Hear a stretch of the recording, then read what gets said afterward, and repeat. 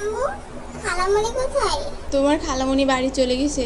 খালামণি অনেক পচা, আমাকে টাকা দিবি না বলে চলে গেছে। তোমার খালামণি টাকা কোথায় পাবে? আর তুমি তো তখন ঘুমাচ্ছিলে, এই জন্য তোমার ডাকে নাই। টাকা কোথায় পাবে সেটা আমি কেমন করে বলবো? বাসায় একটা পিচ্চি থাকলে যে টাকা দেওয়া লাগে এটা তো বোঝা লাগে সবার। আচ্ছা ঠিক আছে, তুমি তোমার খালাম্মুরে ফোন দিয়ে বলো। পারবো না, আমি অনেক রাগ করছি। পচা মানুষের সাথে আমার কোনো কথা নেই। খালামণি একটা পচা। এই গরমে মনকে তৃপ্তি দেওয়ার জন্য ছোট্ট বড় সবার জন্য নিয়ে আসছি আইসক্রিম।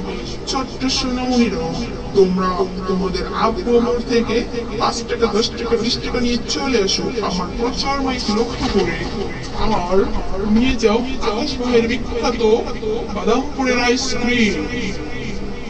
আম্মু, আমি আইসক্রিম খাবো। ঠিক আছে, তুমি যাও, গিয়ে নিয়ে আসো।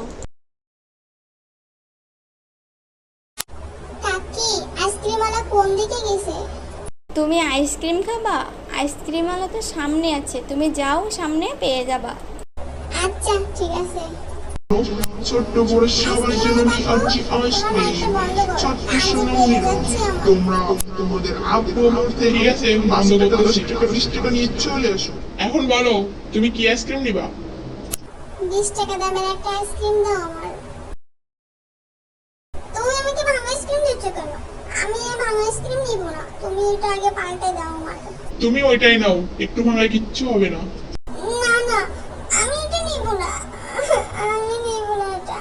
আম্মু, আম্মু, আম্মু, আইসক্রিমওয়ালা আমার ভাঙা আইসক্রিম দিচ্ছে, আমি এটা নিতে চাইনি, তারপরেও জোর করে দিচ্ছে।